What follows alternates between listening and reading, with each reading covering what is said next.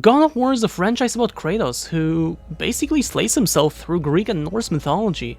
With over 70 million sales across 8 games on various PlayStation consoles, the franchise is incredibly successful. But just like most franchises, there are a few lesser known entries as well.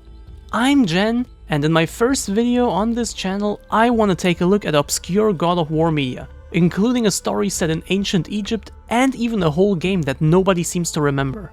So, let's go through them chronologically and start with a 6-issue comic series simply titled God of War. It came out bi-monthly starting in March 2010 and was published by DC. It takes place right after the original game, but most of it are actually flashbacks to a time even before the prequel game God of War Ascension. The creator worked very closely with the game developers, who even gave him scripts for all the games to make the comic as accurate as possible. In my opinion, it's nothing too special, and I'm really not a fan of the art style, but the story is interesting enough and has some nice new lore details about Kratos' past. If you're a fan of the series and want even more, go for it, but don't expect a masterpiece. Another comic, probably the most obscure one, is Rise of the Warrior. No God of War in the title, just Rise of the Warrior. It has 20 pages, and you can read the whole thing on the God of War wiki, link in the description. This one completely takes place before Ascension and was sort of a tie-in to that game, giving bonus items for the multiplayer that apparently existed, if you answered questions and riddles correctly. That aside, Rise of the Warrior adds very little to the overall story, and I'm yet again not a fan of the art style. That, combined with its very short length, makes this one very forgettable. In fact, the only positive thing about it is, ironically, its obscurity. I love discovering yet another piece of a franchise I thought I knew everything about, and this comic gave me that feeling. And in that way, I would recommend it to fans. But if you have any expectations beyond, "I've never heard of this," I would advise against reading it. It's really nothing special. But now, let's come to the game. Yes, it's real, yes, it's canon. It's called God of War Betrayal, a mobile exclusive game that came out in 2007, only 3 months after God of War 2 and 9 days before the first iPhone. In a time when many people didn't even dare to dream of touchscreens, when mobile games were everywhere already, but still nowhere near the popularity they have now.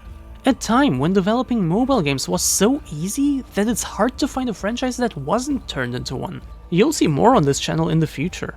But because they were so easy to develop, a lot of them were shovelware, mostly not even worth mentioning or just outright bad.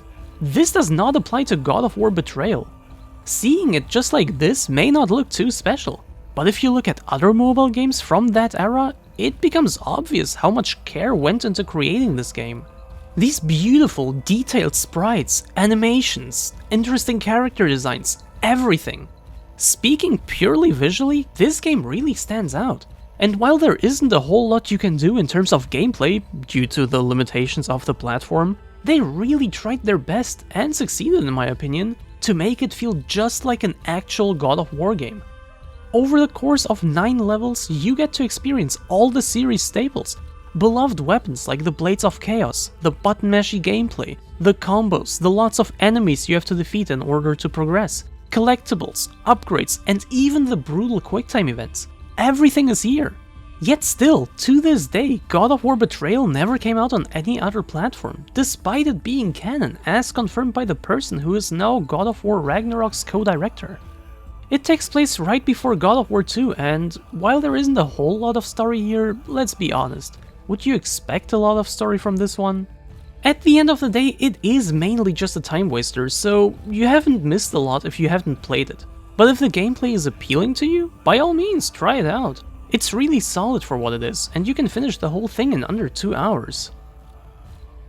So, when I implied there would only be one game, I lied. Because God of War: A Call from the Wilds was a Facebook exclusive text adventure that you had to play through Messenger with a chatbot. I'm serious. This is real. It's a prequel to the 2018 reboot, and you could even unlock concept art by playing it. I don't know what to say, just look at it. I still can't believe that this is actually real. And as far as I know, it's even still active. Maybe I should try it out. Anyway, the reboot is just called God of War, just like the first game and comic. And alongside it, they released a 4-issue prequel comic, now published by Dark Horse Comics and also titled God of War. So now there are 4 different original canon entries in the God of War franchise just titled God of War. Nice. Love that. This comic was actually my introduction to the reboot series, and a really good one at that. But now thinking about it, I think I did play that Facebook text adventure way back in the day. It takes place years after God of War 3, and I love how Kratos' character developed in the meantime. How he tries to control his rage, not always successfully, and how he tries to raise a young boy at the same time. It's very obvious how his very brutal and aggressive past shaped him. He did kill all the Greek gods after all, and how he went through some real character development in the meantime. I loved the writing in this comic, especially the first half, and the story itself is also interesting enough, though with just 4 issues you can't really do a lot, right? But overall, this is a great short comic that I would definitely recommend to fans of the series, and it's great at setting the tone for the reboot game as well, in case you haven't played it yet. Hi, this is me. Don't be surprised, I changed my style a little, and it happened as the video was pretty much finished, so you know. Anyway, I found out something just now, and I had to include it here. Oh my god, why didn't I know about this sooner? Holy sh**, I will even just straight up read the script I wrote just now. Okay, so, apparently Kratos had a cameo appearance in Shovel Knight, and apparently it's canon, as was confirmed by the director of both reboot games. He literally said Kratos appeared in Shovel Knight. He appears on his journey from Greece to Scandinavia. So that was actually a part of the God of War history, where he suddenly became 8-bit. It's canon. That means God of War and Shovel Knight, and by extension also Battletoads, take place in the same world. Not only that, the developers of Shovel Knight even visited Santa Monica Studios, the studio behind God of War, to work on his design and animations. And it came out before the 2018 game, but already takes place on a snowy mountain, and Kratos loses. That makes it one of the very few times he lost a battle. Anyway, back to the video. The last thing I want to talk about today is another 4-issue comic called God of War Fallen God or God of War Volume 2. It's a follow-up to the previous one, but not a sequel. It actually takes place between God of War 3 and Volume 1 and is set in the Egyptian mythology. Yes, really. It explains how Kratos traveled from the Greek mythology to the Norse one, trying to escape his past, something he still struggled with even in Volume 1, and now that I'm playing the game, a bit less, but also there. Seeing this in-between phase is really interesting to me, and fleshes out his character even more. Especially the first issue is extremely well written and really made me want more in different settings.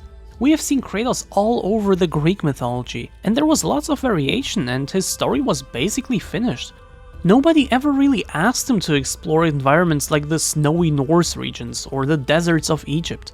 But now that I actually got to see these things, it feels very refreshing and interesting.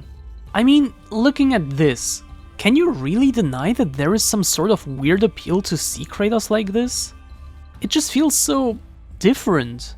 And the action also doesn't come too short and, without spoiling too much, reminded me of God of War 3. As I already mentioned, this one is also very short, and in contrary to Volume 1, this is all we have from this scenario. Kratos went on to have more stories set in the Norse mythology, but this is the only time we have ever seen him in Egypt. But is that a bad thing? Not really. The setting in this comic isn't actually meaningful at all. Kratos just happens to be there.